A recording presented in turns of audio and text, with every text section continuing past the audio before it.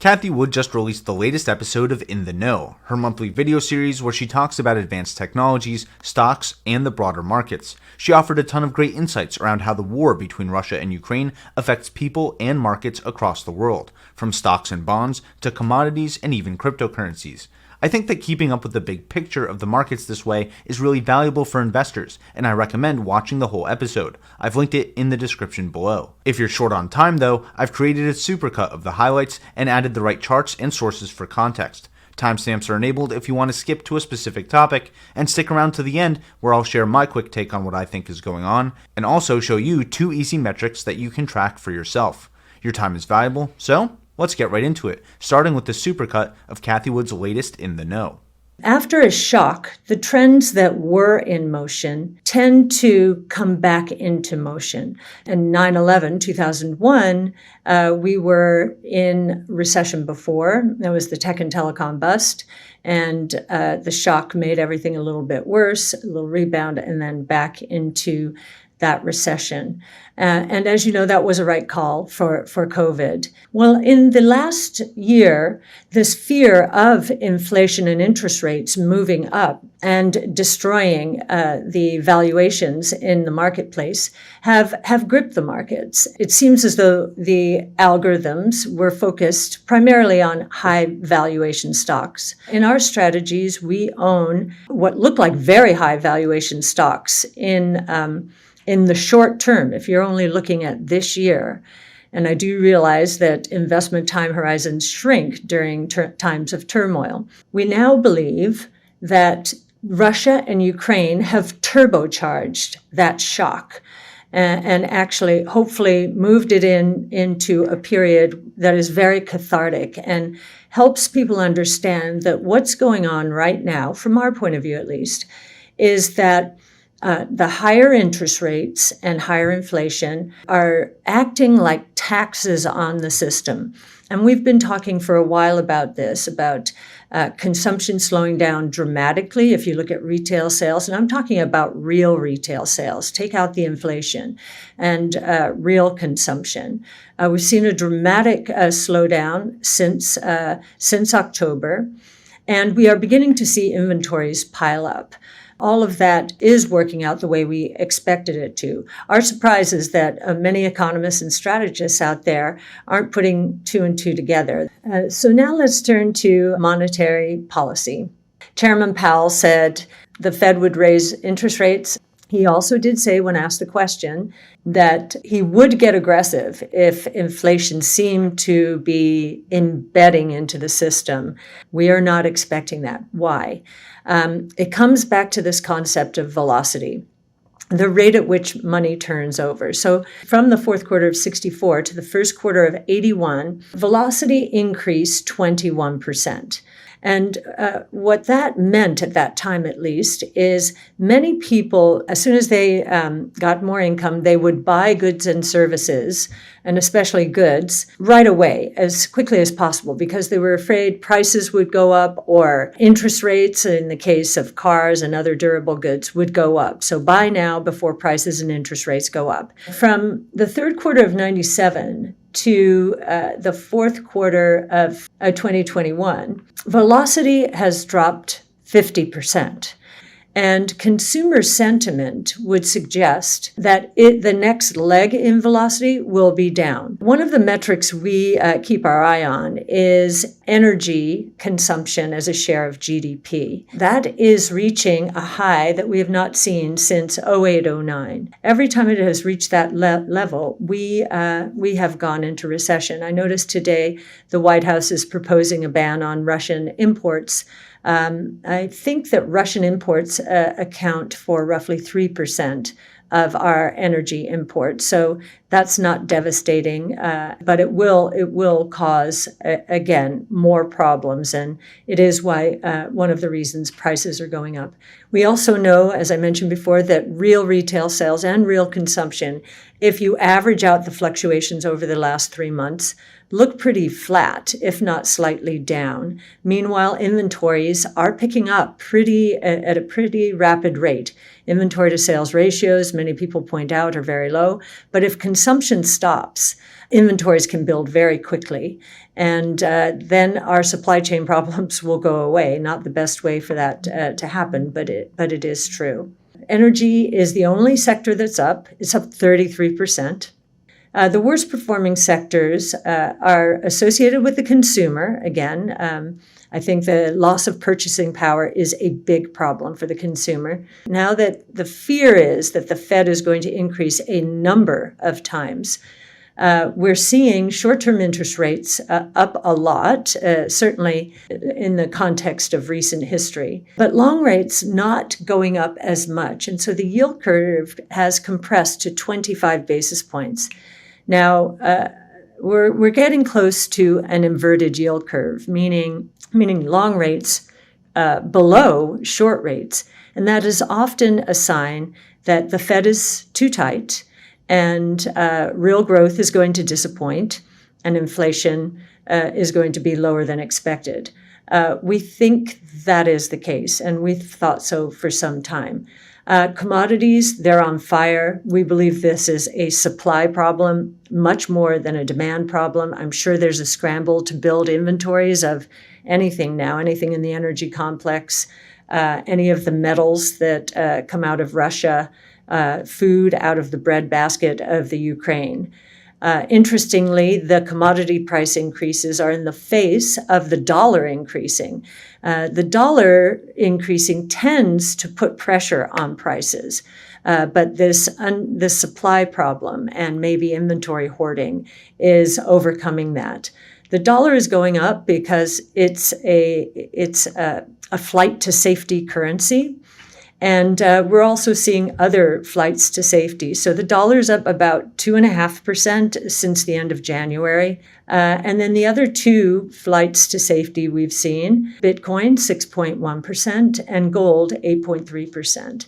We're seeing donations of both Bitcoin and Ether to the Ukraine. I think it's 50 million, if I'm not mistaken, in the last week. And we're also seeing Bitcoin as a currency hedge for Russian citizens who are watching the ruble get hammered here. Tesla is providing free supercharging in Poland. Poland's taking in, of course, a lot of refugees. And of course, we know that longer term, electric vehicles are going to help with the demand destruction of oil. I think the prices alone will destroy a lot of demand for oil and accelerate the shift to electric vehicles. And especially, we believe robo-taxis will be electric and they'll be on the road 50 to 60% of the day. So that acceleration away from oil will happen as we move into the autonomous realm. We're seeing, of course, the social platforms providing real-time updates and providing a glimpse into the horrors that are taking place there. And I think that has put a lot of pressure on financial institutions and others to boycott or stop doing business with Russia. It's terrible for the Russian citizens who do not want this invasion. But I think we've never seen the financial system used as such a weapon. And we'll see if it works. The president of Ukraine reached out to Elon Musk and say, "Hey, we're being cut off out there." And of course, Elon sent Starlink to the rescue. That's phenomenal. That's phenomenal that we can continue to communicate with these people. And again, everyone around the world can see the horror that Ukraine is experiencing. Those are a few. I mean, there are many other on the medical front. There's a company called Butterfly, which has sent hundreds, if not thousands, of point-of-care ultrasounds for medical triage and emergency response.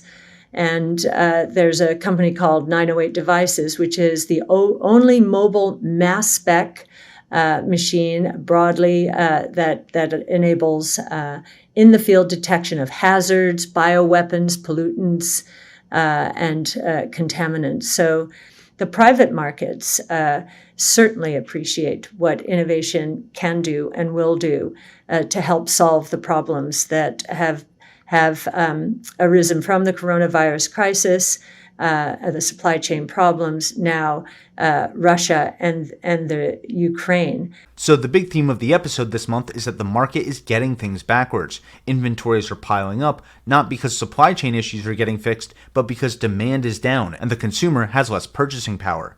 Commodity prices are on fire, again not because of demand, but because of lack of consistent supply. The Fed is raising interest rates to slow down systemic inflation, but inflation is being driven by very specific catalysts that won't always be around.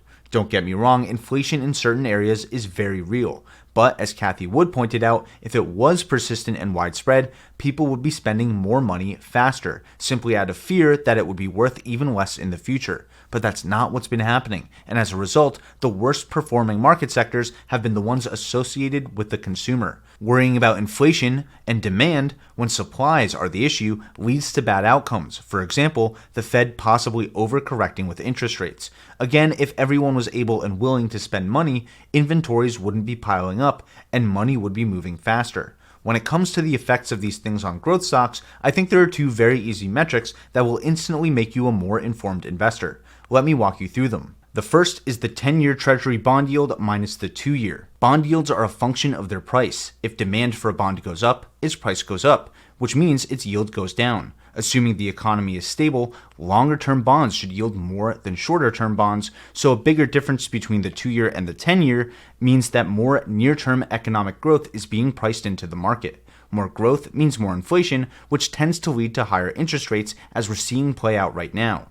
When the difference between the 10-year and the 2-year approaches zero, as it has in the past, it implies economic uncertainty and that this kind of high economic growth period might be about to end. During this time, demand for bonds of all durations are roughly the same, so their difference is zero, which implies that people aren't sure what kind of investments they should be making, long-term, short-term, or something in between. And if the 2-year bond starts yielding more than the 10-year, which doesn't happen very often, it means that the demand for the 10-year bond is higher, and people are fleeing towards long-term safety. So this chart shows that less and less economic growth is getting priced into the market right now, which means that sentiment should be way down. This is a good one to bookmark, and I'll leave it for you in the description below. Let's confirm this with the other metric I think you should really be tracking, which is CNN's Fear and Greed Index. The Fear and Greed Index looks at how fearful or greedy people in the market are being, but instead of using bond yields, it combines a few different looks at stocks and bonds. As of Friday's close, we're in extreme fear territory, and that's for a few different reasons. Over the last couple months, there have been more and more stocks hitting yearly lows relative to those hitting yearly highs. That number is now still moving sideways. We really want to see this trend reverse and stay stable, not choppy. Speaking of choppy, the market is very choppy right now.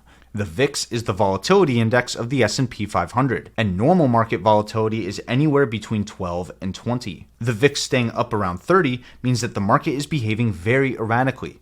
As a result, bonds have outperformed stocks by over 4% during the last 20 trading days. This is some of the weakest performance of stocks relative to bonds over the last 2 years, indicating that investors are fleeing away from stocks toward the safety of bonds. And of course, the S&P 500 itself is around 5% below its 125-day moving average, and it's moved there pretty fast. Sharp declines in such a broad index indicate pretty widespread fear in the markets. This is why we've been bouncing around between fear and extreme fear over the last 2 months.